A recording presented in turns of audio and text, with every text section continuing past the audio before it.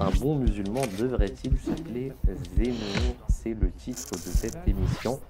La structure de la valve du porc et de l'homme sont extrêmement proches. Si vous voulez vraiment détruire l'avenir d'un enfant, donnez-lui un téléphone. Le plus tôt possible.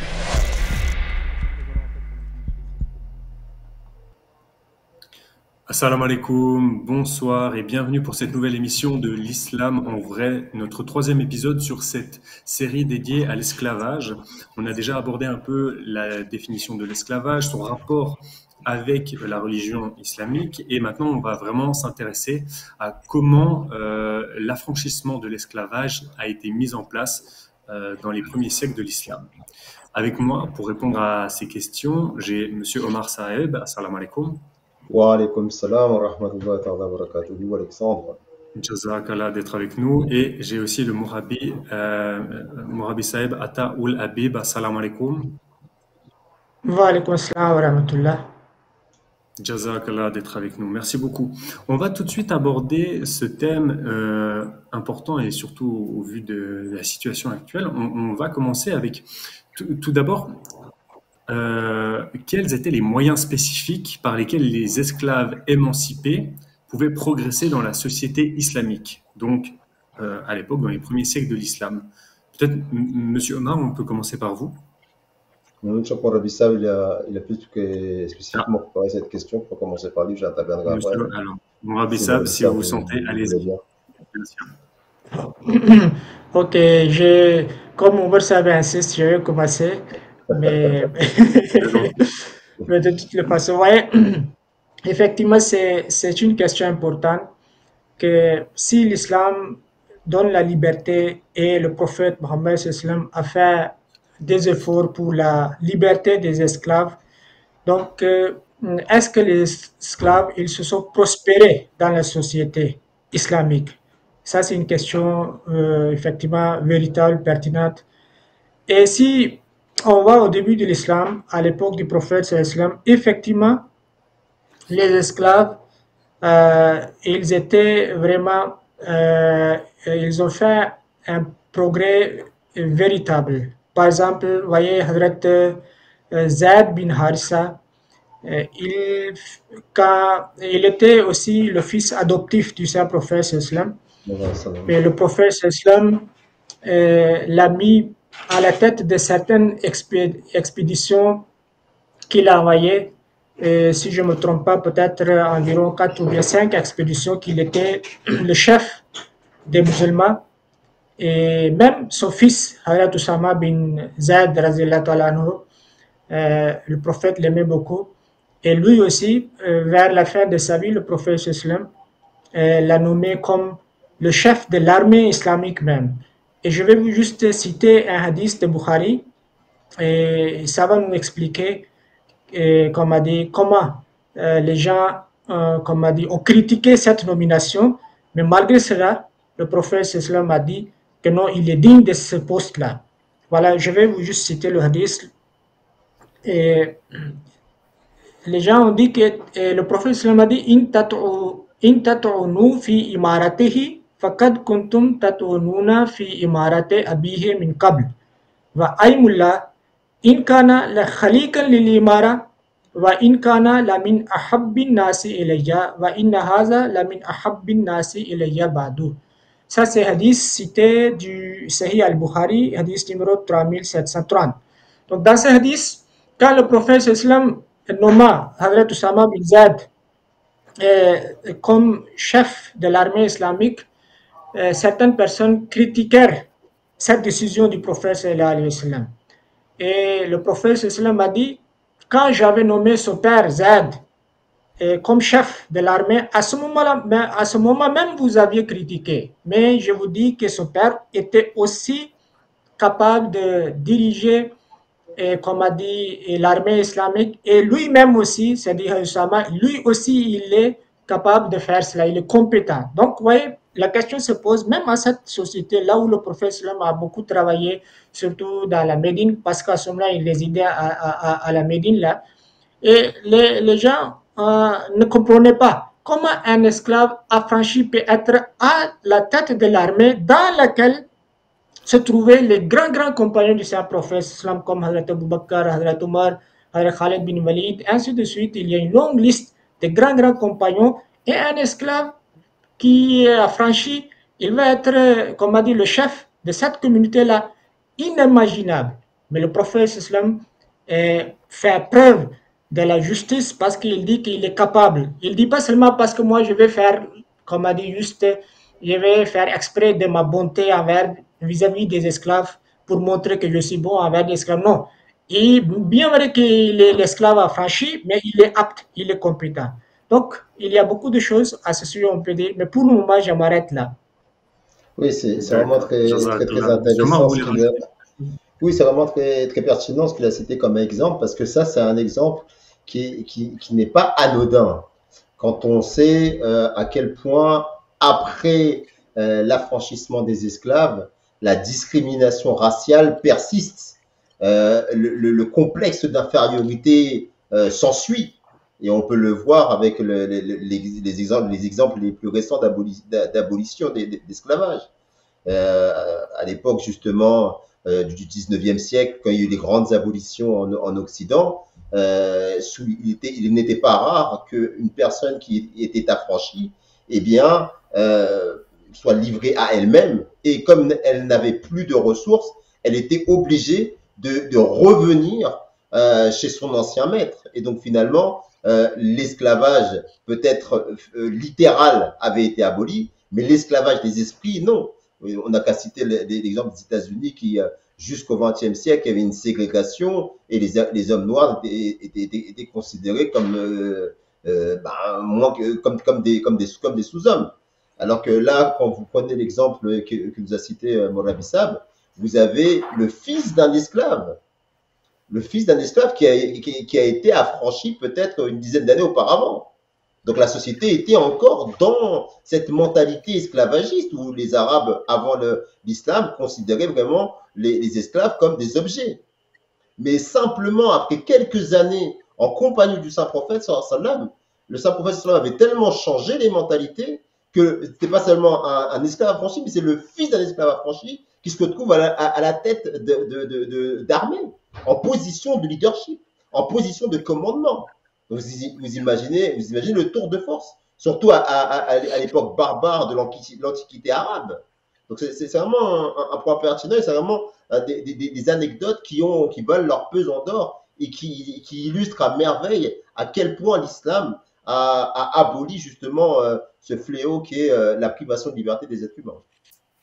Et je trouve très intéressant ce que vous dites, surtout que quand nous, société par exemple occidentale, on a aboli l'esclavage, je suis pas sûr que dans les 10 premières années après cette réforme, on ait donné des positions de pouvoir dans la société à des personnes qui étaient auparavant ségrégées. Donc je trouve très intéressant cet exemple.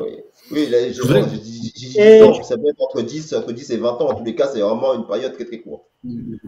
Bien sûr, c'est très très court. Vous vouliez rajouter quelque chose? Voilà, effectivement, oui. Même l'exemple de Hazrat Zaid, Surat Azam mentionne du mariage et divorce de Hazrat Zaid avec Zainab bint Jahash. Donc, Zainab bint Jahash était la cousine du Saint-Prophète islam, une femme, une noble femme et libre, une femme libre. Et Zaid était un esclave du Prophète islam. Donc, imaginez-vous maintenant à cette société, dans la société de l'arabe, le prophète islam, comme a dit, engage ou bien célèbre le mariage de ces deux personnes-là. Donc, comment on peut imaginer dans cette société qu'un esclave est en train de se marier avec une femme libre? Bien vrai, le mariage n'a pas pu, comme a dit, continuer, mais c'est déjà même un exemple de la société que le prophète islam voulait créer et sur la base de la piété, pas sur la base des couches sociétales ou bien sur la base de l'esclavage ou bien sur la base d'infériorité, couleur, non. Et même, vous voyez, il y a certains grands savants dans l'époque du Saint-Prophète islam, et même dans l'époque des compagnons du Saint-Prophète islam, qui étaient des esclaves. Par exemple, Salim bin Makal fut parmi les 4 que le prophète islam avait nommé pour apprendre le Saint-Coran. Le prophète islam, comme il recevait les révélations coraniques maintenant, il transmettait ce message au peuple, aux muhajirin et aux ansar. Mais il y avait certainement quelques courants, ceux qui enseignaient. Parmi ces quatre-là, il y avait Salim qui était un esclave. Donc maintenant, cela veut dire quoi? Que les hommes libres étaient obligés de se soumettre, de s'asseoir devant lui pour apprendre. Voilà le statut que le prophète Islam a donné à cette personne-là. Et même après cela, on cite beaucoup de personnes, par exemple, Atta bin Riba, Mujahid bin Jubair, Nafé, Moussa bin Uqba, ainsi de suite. Il y a beaucoup d'exemples, on peut citer à ce sujet-là, qui sont devenus des maîtres dans la société, maîtres coraniques, maîtres de la religion, là. Voilà, je m'arrête là. Et ça, c'est vraiment important de le mettre en perspective, juste avant qu'on avance. Je vais le mettre en perspective avec ce qui est comparable quelques 13 siècles après. Il faut encore se rappeler que l'abolition de l'esclavage a eu lieu en Occident au milieu du 19e siècle, fin 19e siècle. Et il faut se rappeler que, par exemple, aux États-Unis, parce que c'est vraiment ce pays qu'on cite en exemple par rapport à cette abolition instantanée, on va dire, eh bien, aux États-Unis, après cette abolition, les Noirs ne pouvaient pas participer aux offices religieux dans les églises chrétiennes tenues par des Blancs. Les Noirs avaient leurs propres églises et les Blancs avaient leurs propres églises. Et il était hors de question qu'ils puissent se mélanger. Il y avait une ségrégation à ce niveau-là. Donc là, Morabissab est en train de vous dire que non seulement cette ségrégation n'existait pas à l'époque islamique, après l'abolition, mais les esclaves qui étaient considérés comme des sous-hommes avant l'islam, qui étaient maltraités, qui étaient persécutés, qui étaient considérés comme des objets, non seulement pouvaient se tenir au même endroit que leurs anciens maîtres, mais ils devenaient eux-mêmes leurs maîtres spirituels. Vous imaginez la révolution faite par le Saint-Prophète sallallahu alayhi wa sallam. Non seulement il a réussi à relever la dignité de l'esclave, mais il a réussi à faire accepter aux anciens maîtres que cette personne-là, sur la base de ses compétences religieuses, était devenue leur égal, et non seulement leur égaux, mais en plus, il aurait été supérieur sur certains aspects, notamment sur la religion. Je voulais préciser ça parce que c'est Monsieur Molabi, je vais avancer un peu parce que sinon on ne pourra pas finir. On a encore pas mal de points, mais on reviendra là-dessus. Ne vous inquiétez pas. Ne vous inquiétez pas. Okay. On pourra pas aborder tout ça.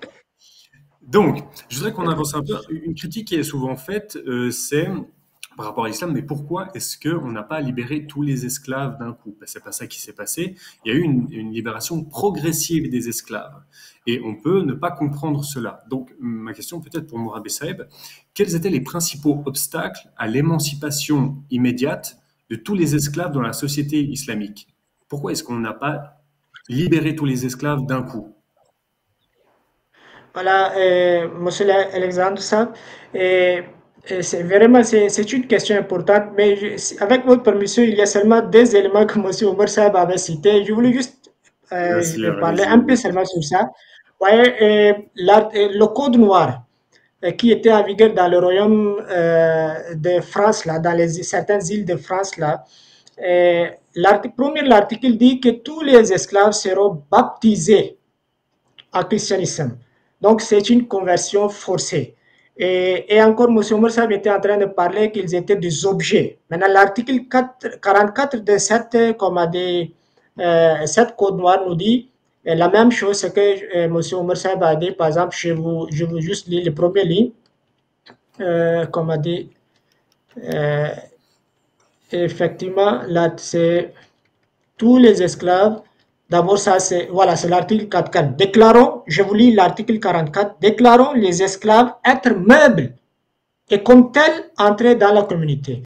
Voilà, comme sujet est vaste, il y a beaucoup de questions, je m'arrête là. Maintenant, je viens sur votre question directement. Moi, je dis pourquoi il n'a pas libéré immédiatement tous les esclaves. Moi, je dis c'est pour le bonheur des esclaves. C'est parce que s'il avait libéré tous ces esclaves-là, ça allait faire du mal aux esclaves. Pourquoi? Par exemple, imaginons aujourd'hui l'État français décide de renvoyer tous les fonctionnaires. D'où ils vont manger? Comment ils vont payer l'électricité? Comment ils vont payer, de l'eau? Comment ils vont payer les frais de la scolarité? Donc, dans notre société même, laissons la question de l'esclavage à côté. Mais si un État, par exemple, renvoie, il y aura ça va créer et ça va déclencher la crise du chômage. Et ces maîtres-là, actuellement, on peut penser que peut-être il y a différentes possibilités que les gens peuvent gagner, mais dans cette société-là, la société où le prophète islam vivait là, comment ces esclaves-là allaient faire le travail, comment ils allaient gagner, ou bien l'animal allait les exploiter. Donc, je m'arrête là pour le moment et je laisse la parole. Peut-être après, on peut revenir. Donc, si je comprends bien, avant de passer à M. Omar, il y aurait eu trop de personnes qui auraient été libérées d'un coup et qui auraient dû s'adapter, on va dire, trouver un nouvel emploi, trouver une nouvelle maison et tout. Et une masse comme ça aussi grande, ça aurait été trop difficile, si je comprends bien. Oui, tout à fait. En fait, M. Omar, peut-être vous pouvez compléter. Ce qu'il faut se rappeler, c'est que l'esclavage, c'est un système d'exploitation. Un système d'exploitation injuste, mais il n'empêche que l'esclave, il est esclave de père en fils. Et il n'a aucune compétence. Il n'a rien appris. Il ne sait rien faire de ses mains qu'obéir à ses maîtres. Et c'est même si ses maîtres le maltraitent, mais lui donnent le gîte, le couvert. Et c'est comme ça qu'il survit, en fait. Maintenant, une personne qui n'est pas préparée à la liberté, que vous lui donnez la liberté, qu'est-ce qu'il va en faire? Il ne pourra pas s'en sortir. Il sera livré à lui-même avec toutes les conséquences néfastes pour la société, non seulement pour lui-même, mais pour la société en elle-même. Ça ne veut pas dire pour autant que l'esclavage doit persister. Ce n'est pas ça. Le saint prophète, sallallahu alayhi wa sallam, il a pensé et au maître et à l'esclave. Et donc, il a adopté le moyen le plus sage et le plus efficace pour véritablement libérer les esclaves. Et avant de rentrer dans ce qu'a fait le saint prophète sallallahu alayhi wa sallam à ce sujet-là, je vais illustrer par les faits historiques comment justement cette abolition instantanée a produit justement un chaos. Et un exemple qui est très connu et qui est vraiment très malheureux et qu'on voit encore les conséquences aujourd'hui, c'est l'exemple de Haïti. Haïti, et là je vais citer un grand panafricain qui est Aimé Césaire. Aimé Césaire, dans son discours sur le colonialisme qu'il a écrit en 1955, il souligne que l'héritage colonial a laissé un lourd fardeau sur Haïti. La violence de la colonisation, l'exploitation des esclaves et le système de plantation ont profondément marqué la société haïtienne. Selon lui, ces héritages ont fragilisé les structures économiques, sociales et politiques du pays. Encore aujourd'hui, Haïti subit les conséquences justement de la manière dont elle a obtenu la liberté. En même temps, elle est une source de fierté parce qu'elle est le premier pays noir à avoir obtenu sa liberté, mais elle n'a pas été accompagnée dans cela.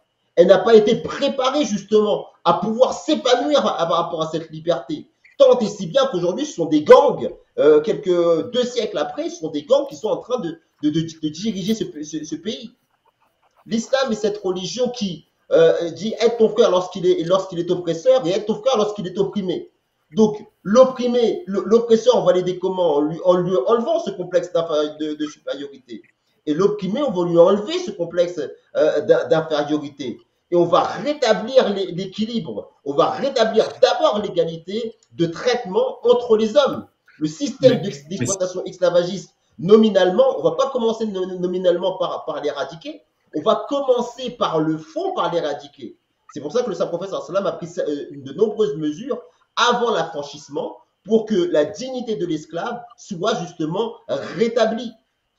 Et donc, les principaux obstacles à l'émancipation instantanée de l'esclavage, je vous les ai cités par l'exemple malheureux justement de Haïti, où tout s'est fait sans véritablement prendre en compte des véritables défis qui se présentaient justement sur ces personnes qui légitimement avaient le droit à leur liberté. C'est très intéressant, ça nous montre qu'en fait, on ne peut pas avoir un changement radical qui soit sain. Il faut que ce soit que le saint prophète sallallahu alayhi wa sallam, qui avait une évolution aussi, qui éduquait les mœurs, les personnes, et en même temps qui petit à petit changeait la société. Et ça, je trouve très intéressant parce que souvent, on va appeler à une sorte de révolution, de révolte, de changement de système très drastique, sans imaginer que ça peut avoir des conséquences. Monsieur Moulabi, voilà, je voulais juste vous dire, et je vais attirer l'attention de nos téléspectateurs, que vous voyez, dans le Saint-Coran, le prophète islam n'a nulle part dit qu'il faut faire des esclaves. Donc maintenant, cette question, pourquoi il n'a pas libéré immédiatement, donc ça, on est en train de discuter, on est en train de vous expliquer les raisons, mais il faut garder à l'esprit qu'il n'y a aucun texte islamique qui dit qu'il faut faire l'esclavage. Voilà, je vous ordonne de faire, comme a dit l'esclavage. Donc ça, on doit toujours garder l'esprit. Maintenant, vous voyez, on a évoqué certains aspects à propos de, comme je dis, on peut imaginer ce scénario. Ok, imaginons pour un instant que le prophète du jour au lendemain annonce, libère tous les esclaves là. Mais la question, comme je vous ai expliqué, on a souligné d'où ils vont, comment ils vont vivre. Certainement, s'il n'y aura rien à leur disposition, comme de la nourriture, à ce moment-là, ils vont s'adonner aux de mauvaises pratiques. Les femmes, peut-être, elles vont s'adonner à la prostitution pour gagner quelque chose. Et les hommes, ils vont faire le crime. Et l'ennemi existait là-bas. Il y avait partout, la territoire Médine et Mecque, là, bien vrai, les Mécois avaient accepté l'islam, mais il y avait toujours tribus des voisins, il y avait beaucoup d'autres tribus qui existaient autour. Donc, il allait profiter de ces personnes-là. Et encore utiliser ces personnes-là contre la terre de l'islam, contre les musulmans même. Voilà certains aspects que je voulais juste souligner. Mais alors, justement, il y a un autre point que je voulais aborder, qui me semble vraiment important, c'est que il faut se rappeler en plus de ça que l'exemple de Haïti que je vous ai cité, c'est le 19e siècle. Et à cette époque-là, les sociétés occidentales se targuaient déjà d'être des sociétés civilisées. Donc normalement, si justement au nom de la civilisation, elles auraient dû donner les billes économiques, industrielles à Haïti pour pouvoir s'en sortir, mais elles ne l'ont pas fait. Maintenant, et c'est ce qui a d'autant plus créé justement cette situation chaotique que vit ce pays malheureusement. Maintenant, vous avez cette situation chaotique qui a résulté d'une société quand même moderne, parce qu'on était au 19e siècle. Et là maintenant, en ce qui concerne le savoir-islam, il faut se rappeler qu'on était dans l'Antiquité. À cette époque-là, les mœurs étaient complètement différentes. Il n'y avait pas de femmes au travail. La société était fondamentalement inégale. Donc il n'y avait pas d'égalité. Il y avait l'exploitation, c'était la norme. Exploiter un homme au nom de la raison du plus fort, c'était la norme. Donc comment dans cette situation où rien n'est fait pour qu'une personne qui a eu l'habitude de vivre esclave de génération en génération, il aurait été sain et sage de le libérer comme ça du jour au lendemain. Ça aurait été, encore une fois, et on le répète, c'est important d'insister, ça aurait été le vouer à une mort certaine, ou ça aurait été le livrer justement à une vie de délinquance et de criminalité. Le saint prophète sallam étant un réformateur et le réformateur par excellence, ne pouvait prendre une mesure aussi peu sage. Mais alors, ma question maintenant, ça va être, on voit bien qu'un changement radical de société n'a pas été bon et c'est pas ce que l'islam préconise. Mais alors, ma question, c'est comment les enseignements islamiques abordaient-ils la question de l'émancipation progressive des esclaves? Comment est-ce que pratiquement ça a été mis en place cette libération petit à petit des esclaves? Peut-être Moulabi Saeb. Ok, salam alaikum. Premièrement, l'islam a interdit toutes les portes ou bien toutes les causes qui rendaient un homme libre, qui réduisaient un homme libre en esclavage, à l'exception d'une seule porte. Et ça, je vais vous citer le verset du Saint-Coran, et j'espère que tous ceux qui vont écouter cette, comme a dit raison, ils seront d'accord. Par exemple, le Saint-Coran dit Ma kana li nabiyyin an yakuna lahu asra hatta yuskina fil ardi turiduna arada ad-dunya wallahu yuridul akhirah wallahu azizun hakim. La traduction, il ne suffit pas à un prophète qu'il ait des captifs avant qu'il ait pris part à une bataille régulière dans le pays. Si vous prenez des captifs en dehors du combat régulier, vous serez considérés comme désirant les biens d'ici-bas, c'est-à-dire qu'Allah désire pour vous l'au-delà et Allah est puissant et sage. Donc, l'islam a dit que c'est interdit de faire des captifs, sauf dans un bataille régulier. Donc, l'embuscade, ou bien attaquer des tribus faibles pour des raisons de butin, ça c'est interdit. Comme la phrase nous dit, Turiduna aradat dunya. Si vous prenez à dehors des combats réguliers, comme si vous êtes en train de chercher des biens de ce bas monde-là. Et pourtant, Dieu ne veut pas ça là. Donc, c'est quand l'islam a interdit toutes les autres causes, toutes les autres, comme a dit, tous les systèmes qui existaient chez les Arabes ou bien dans le monde. Donc, déjà même, c'est un pas vers comme a dit, pour mettre fin voilà, pour mettre fin à ce système-là. Donc, il y a beaucoup de raisons. Pour le moment, je m'arrête là. Monsieur Omar, est-ce que vous voulez compléter ça? Oui, bien sûr. En fait, par rapport à ce qui vient d'être dit, c'est vraiment très important. C'est un point vraiment essentiel. C'est le point, à savoir que l'esclavage n'est pas prévu en islam. Et la privation de liberté ne se conçoit que dans le cadre d'une guerre régulière, à savoir un ennemi vous agresse, et en plus de ça, comme on l'a vu, on l'a répété dans plusieurs de nos émissions, l'islam ne conçoit pas la guerre agressive, offensive, mais une guerre défensive, une guerre lorsque des personnes viennent pour vous obliger à abjurer votre religion, et ils essayent de le faire par la violence, alors les musulmans n'ont pas d'autre choix que de prendre les armes pour se défendre. Et c'est dans le cadre de cette guerre où on veut leur priver de leur liberté que les musulmans ont à leur tour le droit de priver de liberté ceux qui veulent les mettre en esclavage. En dehors de ce cas, qui a été très bien mis en lumière par Maulavi Saheb, eh bien, l'islam n'accepte pas, n'autorise pas la privation de liberté, encore moins l'esclavage. Et maintenant, par rapport, ayant dit cela, l'islam est une religion qui est pratique, qui est venue dans une société, dans une époque où l'esclavage était la norme. Et donc, qu'est-ce que l'islam a mis en place pour pouvoir justement faire en sorte que ce fléau soit durablement et efficacement éradiqué? Eh bien, le saint prophète Mohammed et le Saint-Coran est rempli justement de prétextes pour pousser les individus, les musulmans, à se séparer justement des esclaves qu'ils possédaient et qu'ils ont eus avant l'islam, ou bien même qu'ils ont eu après qu'il y ait eu une guerre régulière. Et le premier à avoir montré l'exemple, c'est le saint prophète lui-même. Le saint prophète lui-même, avant même d'avoir reçu la révélation divine, mais c'est pour dire comment Allah il a teasé un peu son rôle d'émancipateur, c'est que le saint prophète dans sa nature même, il ne concevait pas ce fléau. Tant et si bien que lorsque Khadija s'est mariée avec lui et qu'elle lui a offert toute sa fortune, et parmi sa fortune il y avait des esclaves, le saint prophète n'en a gardé aucun avec lui, il les a tous libérés.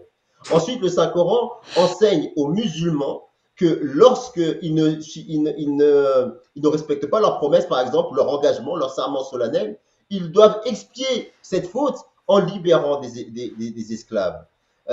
Lorsque les maris, par exemple, ont été injustes envers leurs femmes, par exemple, il y avait une coutume qui était connue à l'époque de l'Arabie, où certains Arabes, et là je parle sous le contrôle de Maulavi Saheb, certains Arabes appelaient leurs femmes mères, et après cela, ils se donnaient l'autorisation de ne plus les toucher et de les suspendre, comme si elles n'étaient ni leurs femmes, et ni ne les avaient-ils divorcées.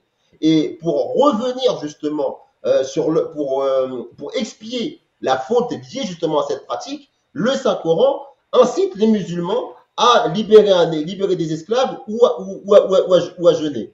Donc l'affranchissement des esclaves était considéré en islam comme un acte de piété, un acte de vertu qui élève spirituellement l'homme. Et le Saint-Prophète sallam a tellement insisté sur l'importance de la spiritualité qu'il a mis justement comme preuve de l'excellence morale et spirituelle l'affranchissement des esclaves. Et c'est de cette manière que régulièrement les musulmans prenaient l'habitude de libérer les esclaves. Mais avant même d'arriver justement à cette libération, le saint prophète sallam a mis en place des pratiques et des attitudes surtout du maître vis-à-vis de l'esclave, de manière à préparer justement cette libération. Tout d'abord, là je vais laisser Maulavi Saheb aborder ces points, tout d'abord en disant qu'il n'existait plus de maître et il n'existait plus d'esclaves. Et je terminerai là-dessus pour laisser mon ami reprendre le relais à ce niveau-là et peut-être préciser. Voilà, effectivement, M. Moussab, c'est que vous avez souligné un aspect de réparer les erreurs. Le Saint-Coran, vous avez cité certains exemples, ça c'est au niveau individuel. Par exemple, vous avez donné l'exemple de Zihar, vous avez parlé de l'expiation du jeûne aussi. Si quelqu'un fait le rapport intime avec sa femme pendant le jeûne, il y a encore libéré, affranchi des esclaves, ainsi de suite. Mais il y a un devoir de l'État. Ça c'est très très important. Par exemple, vous voyez le fameux verset des zakat. Et comment dépenser le fonds des zakat. Ça se trouve dans chapitre 9, verset 60, surat Tawbah. Les 8 catégories des zakat, Dieu dit ainsi de suite, il dit va faire le cap, que l'État est obligé de dépenser le trésor public, l'argent des musulmans.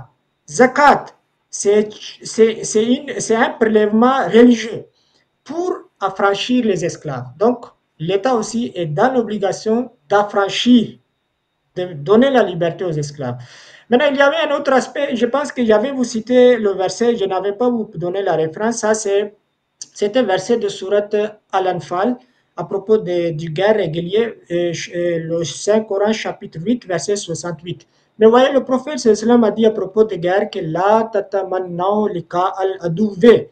Il ne faut pas chercher la rencontre de l'ennemi. C'est-à-dire que vous-même, il ne faut pas d'abord aller à l'encontre de l'ennemi. Il ne faut pas désirer qu'on va faire la guerre. Non, ça hadith se trouve dans Bukhari, le hadith numéro, comme on dit, 2966. Donc, d'un côté, le prophète sallam est en train de dire, il ne faut pas chercher la guerre. Et maintenant, si vous êtes obligé de vous défendre à ce moment-là, il faut prendre seulement des captifs. Et encore dans Surat Muhammad chapitre 47 verset 5 nous dit que fa imma mannam badu wa imma fida'an, que une fois vous avez pris des captifs, il n'y a que deux possibilités.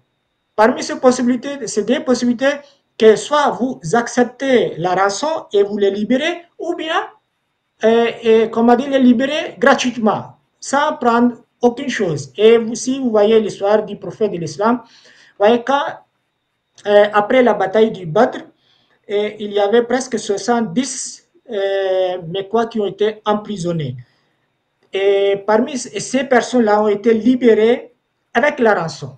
Le prophète, là, généralement, toutes ces personnes-là, sauf à l'exception de certaines personnes, toutes ces personnes-là ont donné la rançon. Donc ça, c'est fida'an. Amma mannan, fa imma mannan, bad va fida. Donc maintenant, la question de la gratuité, ça, c'est dans la guerre après avec la tribu de Hawazin. Quand les musulmans ont fait la guerre avec la tribu de Hawazin, et des captifs, le prophète sallam était de retour et une délégation de la tribu des chefs de Hawazin est venue auprès du prophète et ils demandèrent qu'au prophète, on est venu chercher nos prisonniers et même la richesse que vos hommes ont pris. Pourtant, la guerre a eu lieu, c'était fini. Le prophète sallam leur a parlé, leur a dit que voyez, vous êtes venus tardivement. Moi, je vous attendais quelques jours. Mais j'ai déjà maintenant distribué ces choses-là au peuple.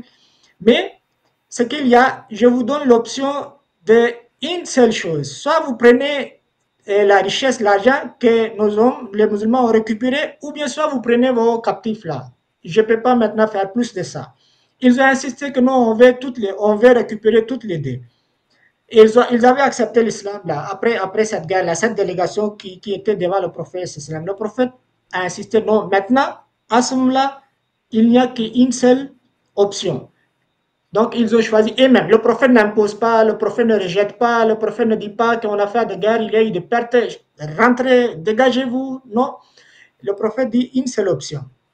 Et ils ont accepté maintenant de prendre les captifs. Maintenant, les captifs étaient déjà dans les mains des musulmans. Comment faire? Le prophète sallam maintenant appelait les gens et il y avait quelques personnes qui étaient devant lui. Le prophète a dit, voici vos frères sont venus. Ils demandent, comme a dit, les captifs.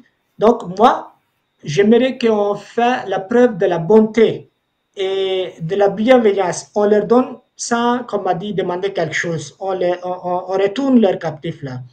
Si parmi vous, quelqu'un veut suivre mon exemple, donner gratuitement, Donc, j'apprécie. Mais si quelqu'un veut toujours espérer que non, au retour, il faut me donner. Donc, quand Dieu va me donner de la richesse, pour le moment, il n'a qu'à retourner avec sa propre volonté. Mais quand Dieu va me donner de la richesse, je vais aussi régler son compte en même temps. Donc, le peuple a dit, OK, on est prêt. On va au prophète, on va vous suivre. Les musulmans ont dit, on va vous suivre. Comme vous avez exprimé votre souhait, on va les libérer. Mais le prophète a dit non. Retournez et demandez, faites la consultation avec vos chefs là, les responsables là, et demandez la consultation, faites la consultation avec tout le monde. Et là maintenant vous revenez. Là ils se sont retrouvés ensemble, les musulmans se sont retrouvés ensemble, ils ont fait la consultation, tout le monde a dit non au prophète, non, on va les libérer. Donc voilà maintenant les âmes du prophète. Il n'a pas imposé sa choix, il n'a pas repoussé la délégation de Hawazin, il n'a pas imposé aussi son choix propre, malgré qu'il était le prophète, malgré qu'il était le chef d'État, il n'a pas imposé, il a demandé, consulté ses compagnons, et encore, il a donné des conseils à ces personnes-là, allez voir vos chefs aussi. Donc, toute une série de leçons dans cette histoire-là, et quelle magnifique leçon.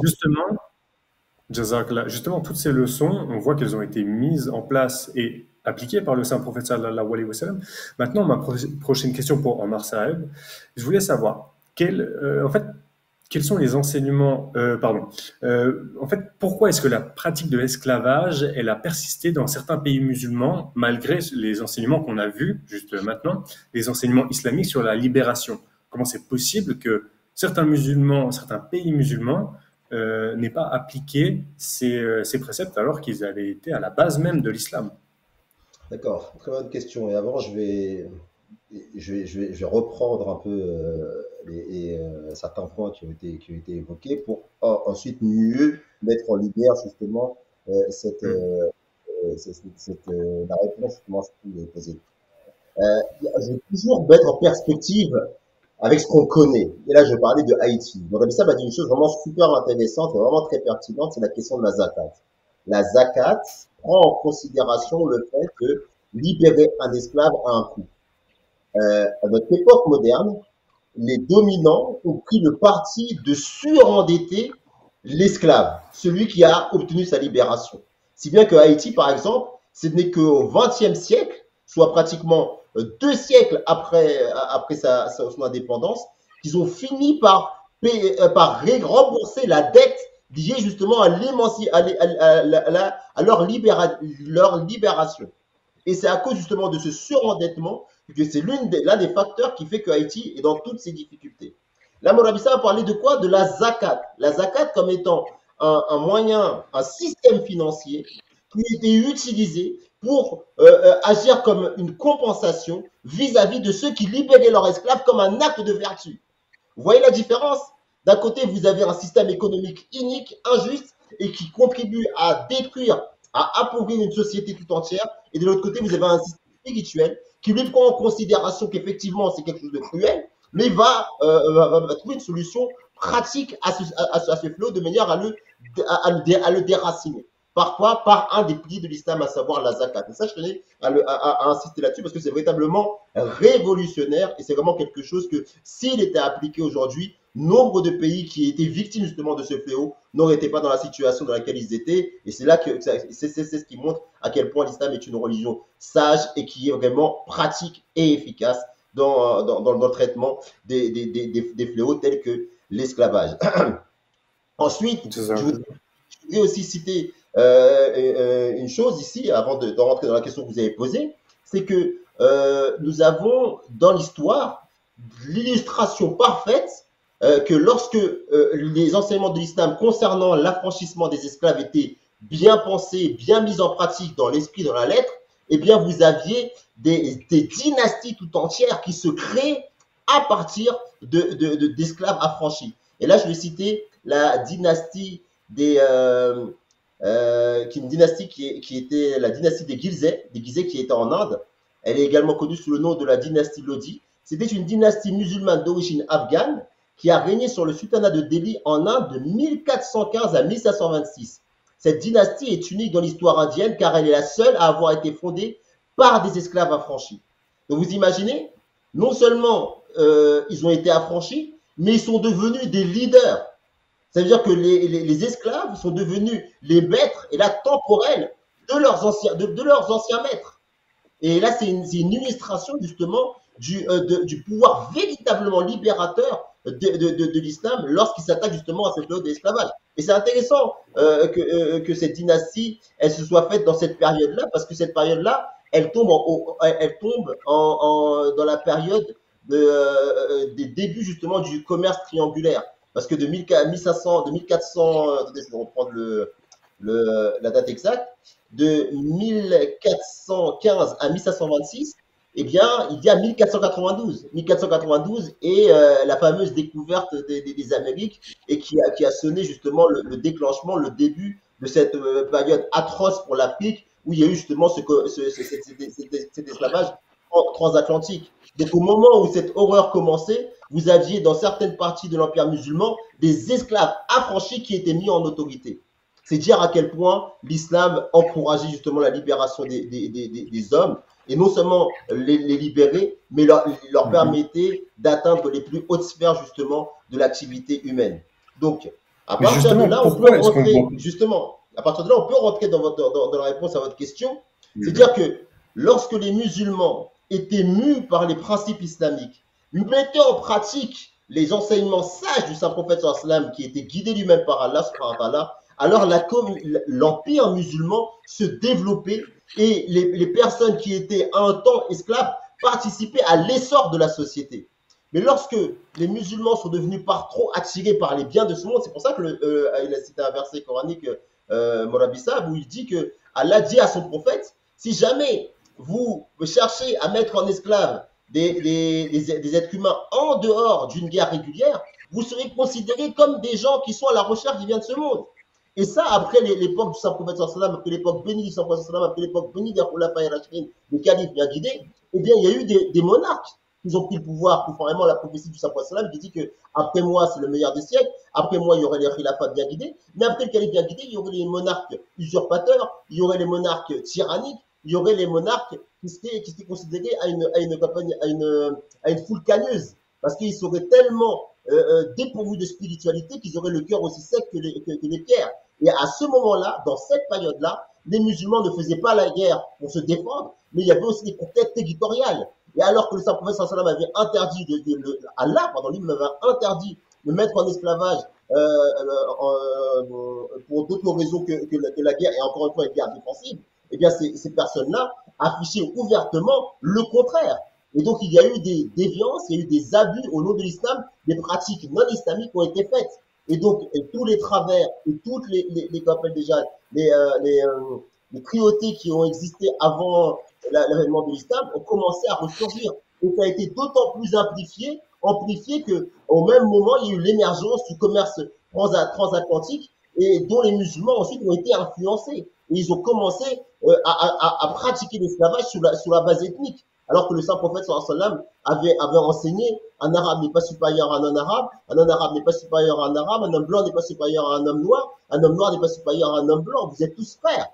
Et vous avez dans cette période du Moyen-Âge des savants comme Ibn Hazm, comme Ibn Taymiyyah, comme Imam al-Razali, qui ont condamné fermement justement l'esclavage sur la base ethnique, en disant que ils ont rappelé justement cette fatwa du Saint-Prophète sallam qui la seule raison pour laquelle un homme peut être privé de liberté, c'est que lorsque cet homme se lève d'une armée et essaye de mettre en esclavage des musulmans. Et dans ces conditions seulement, les musulmans avaient le devoir de se défendre et pouvaient à leur tour être privés de liberté. En dehors de cela, c'était considéré comme des gens qui cherchaient les biens de ce monde. Et comme les musulmans avaient oublié cette réalité, avaient oublié cette vérité, ils sont tombés justement dans l'amour du matériel, ils sont retombés dans leur travers qu'ils avaient connu avant justement que le Saint-Prophète ait été suscité en Arabie. Donc c'est pour cette raison malheureusement que à cause de cette perte de spiritualité, à cause d'avoir oublié leur religion et les enseignements sublimes et sages du Saint-Prophète sallam, que justement l'esclavage a persisté dans ce pays, qui sont restés d'islam que de nous. Jazakallah Morabissa, est-ce que vous voulez rajouter quelque chose là-dessus? Non, Oumar Sab, machallah, il a bien expliqué. C'est tout ce que Oumar Sab a expliqué. C'est le même verset de chapitre 8, Surat Al-Anfal, verset 68, qui nous l'autorise d'avoir les captifs, mais en même temps dit que si vous ne pratiquez pas les enseignements islamiques et vous cherchez les autres moyens, turiduna ardat dunya. Donc à ce moment-là, vous désirez les biens de ce monde-là. Donc les musulmans, après le prophète, ils ont suivi cette partie-là. Et ils ont cherché seulement les biens de ce monde. C'est pour cela que l'esclavage n'était pas aboli. Et je voudrais bien que la régie repasse justement cet enseignement qui est vraiment écrit dans la vie du Saint-Prophète, dans la Sira du Saint-Prophète, la Sira Ibn Hisham, que ce passage est vraiment un passage qui est vraiment très important parce qu'on a l'habitude de réciter, c'est important que les gens le revoient. Le Saint-Prophète, avant de mourir, il a dit « Toute l'humanité descend d'Adam et Ève. Un arabe n'est point supérieur à un arabe. Un arabe n'est point supérieur à un arabe. Et les blancs ne sont point supérieurs aux noirs, de même que les noirs ne sont point supérieurs aux blancs. Aucune personne n'est supérieure à une autre, si ce n'est en piété et en bonnes actions. » Alors, les comportements inadmissibles qu'on peut voir encore à notre époque dans les pays du Golfe, où certains frères, pourtant qui sont même des musulmans, qui viennent des Philippines, du Pakistan ou du Bangladesh, et qui sont parfois enterrés avec les constructions pharaoniques qui sont faites dans ces pays, et qui ne sont pas considérés parce qu'ils ne sont pas arabes. C'est un des symptômes justement de l'oubli de cet enseignement qui a été révélé il y a 1400 ans de cela. Et c'est à cause de l'oubli de tel enseignement tellement beau, tellement égalitaire, tellement solidaire, et bien que les musulmans ont oublié, ont commencé à tomber dans des travers dignes de la jahiliya. Et donc, ce que font les musulmans n'est pas ce que dit l'islam, et c'est pour ça que je tenais à repréciser et à remettre en face de ceux qui nous regardent, justement cet enseignement qui a été rappelé par le Saint-Prophète l'année avant qu'il meure. L'année de sa mort, pardon.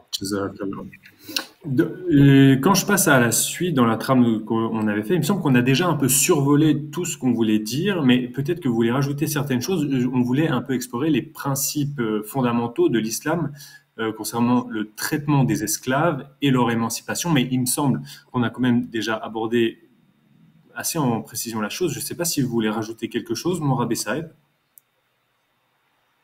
Ok, comme le traitement des esclaves, c'est ça? Oui, mais il me semble qu'on a quand même bien répondu à la question en disant que justement en islam, il n'y avait pas...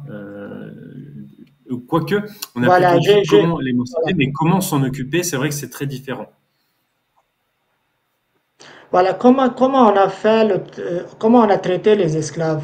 C'est ça, je voulais juste vous dire, voyez, c'est quand j'imagine le système d'esclavage et les maîtres quand ils traitaient, vous allez voir qu'il y a un maître dans la main de qui il y a un fouet et les esclaves sont en train de travailler dans la plantation, n'est-ce pas? C'est cette image qui vient soudainement dans l'esprit. Voilà, maître, dans sa main il y a fouet qui est au contrôle de ses ouvriers et des esclaves. Voilà une image. Ça, c'est une image que tout le monde connaît, et surtout dans cette, comme on a dit, après la traite négrière, la traite atlantique. Cette image, tout le monde connaît. Maintenant, il y a une autre image que le prophète sallam a dit que si vous donnez un travail qui dépasse la capacité de l'esclave, vous l'aidez. Donc, dans cette image, on voit quoi? On voit que si un esclave a dans sa main un daba, ou bien nous qui est en train de labourer ce champ, et qui dépasse sa capacité, le maître est aussi là avec lui, avec le même débat, pas le fouet dans sa main. Parce que selon les enseignements islamiques, c'est quoi? Qu'il faut l'aider s'il y a un travail qui dépasse sa capacité. Dieu dit lui-même dans le Saint-Coran que Dieu ne charge aucune âme au-delà de ses capacités. Donc si nous sommes créés à l'image de Dieu, on doit suivre les âmes de Dieu. Si Dieu ne charge aucune âme au-delà de ses capacités, donc le prophète nous a dit aussi même chose. Il a dit que quand vous chargez quelqu'un, il ne faut pas lui donner un travail qui dépasse ses capacités. Maintenant, il y a des images devant nous. La première image, vous avez vu le maître le fait dans sa main et en train de contrôler ses esclaves. Deuxième image, on a vu qu'il n'y a pas de fait dans sa main. peut-être ce sont les mêmes outils agricoles et il est en train de travailler avec amour, avec le respect des esclaves. Maintenant, je vais vous juste citer l'exemple d'Abu Zaid, ou bien Abu Aziz, si je ne me trompe pas, Abu Aziz. Il était un, comme on dit, prisonnier de Badr. Comment il a vu les musulmans? Et comme je vous ai déjà expliqué, il y avait presque 70 captifs de Badr. Donc, ce que Abu Aziz bin Umar, il a donné le témoignage, je vous lis j'ai lu devant vous. فَكَانُوا إِذَا قَدَّمُوا غَدَاءَهُمْ وَعَشَاءَهُمْ خَصُّونِي بِالْخُبْزِ وَأَكَلُوا التَّمْرَ لِوَصِيَّةِ رسول الله صلى الله عليه وسلم إياهم بنا ما تقع في يد رجل منهم كسرى من الخبز إلا نفحني بها قال فأستحيي فأردها على أحدهم فيردها علي ما يمسها. La traduction est: sur l'ordre du prophète sallallahu alayhi wa sallam, les Ansar, les musulmans de Médine, m'a donné du pain cuit, tandis que ils se contentaient des dattes sèches. Souvent, même, ils réussissaient à obtenir un petit morceau de pain et ils me le donnaient et n'en mangeaient pas eux-mêmes. Et si parfois je le leur rendais par embarras, ils insistaient pour que je le reprenne. Cette histoire est mentionnée dans Tariq al-Tabari, volume 2, page 460. Maintenant, vous voyez, ça c'est le captif lui-même, c'est le prisonnier lui-même, c'est l'esclave lui-même, en train de dire que il était dans l'embarras. Combien avec amour il me traitait. Et certains disaient que quand les captifs étaient de retour de Badr vers la Médine, des captifs étaient à cheval et les vainqueurs étaient à pied. Les vaincus sont à cheval, les vainqueurs sont à pied. Voilà comment le prophète islam les a traités. Et c'est ce traitement-là. Il y a beaucoup d'exemples, c'est ce traitement de bonté, de considération, le respect vis-à-vis de ces personnes-là. C'est à cause de cela qu'ils ont accepté l'islam et ils sont devenus amoureux du saint prophète sallallahu alayhi wa sallam. Jazakallah. Merci beaucoup. On voit bien cette différence et surtout sur comment est-ce qu'on traite les esclaves. Mais justement, je voudrais bien qu'on voit aussi la différence avec la période pré-islamique. Juste avant qu'on termine, il nous reste peu de temps. Mais Monsieur Omar, je voulais voir avec vous. Donc, comment est-ce que les enseignements du saint prophète sallallahu alayhi wa sallam, qu'on vient d'évoquer et qu'on a assez précisé, il me semble, sur l'esclavage, comment est-ce que ces enseignements différaient-ils des pratiques de l'époque pré-islamique? Eh bien, vous savez, c'est important ici, par rapport à cette émission qu'on fait sur l'esclavage, qu'on précise une chose, c'est que le saint prophète sallallahu alayhi wa sallam a non seulement nominalement aboli l'esclavage, mais il a aussi aboli les horreurs, les cruautés liées à l'esclavage. Et parmi ces horreurs, il y a ce sentiment justement de supériorité. Là, Mourabi Sab a cité l'exemple, le témoignage justement d'un captif qui dit que finalement, les esclaves étaient mieux traités que leur propre maître. Et ça n'allait pas simplement dans le traitement, mais ça allait même dans la manière dont il les interpellait. Par exemple, il y a un hadith que le saint prophète sallallahu alayhi wa sallam, du saint prophète sallam qui est situé dans Al-Muwatta, où il est rapporté que le saint prophète sallam a dit au maître: ne dites plus mon esclave, mais dites mon garçon. Ça veut dire que tout à l'heure on vous a dit que le seul moment où on pouvait priver quelqu'un de liberté, c'était lorsqu'il y avait une guerre régulière. Mais même dans le cadre de la privation de cette liberté, l'esclavage n'avait rien à voir avec l'exploitation atroce, la cruauté qui était perpétrée par les hommes sur d'autres hommes qu'ils avaient réussi à obtenir à l'issue d'une guerre. Et bien au contraire, puisque le saint prophète Mohammed Rasulullah leur avait non seulement dit de bien les traiter, de bien les habiller, là encore on remet justement la traduction de ce que Mourabi Sab avait cité tout à l'heure en arabe, du traitement justement de l'esclave, de son propre témoignage, comment il avait été traité par les musulmans. Là, j'invite vraiment les téléspectateurs à bien lire ce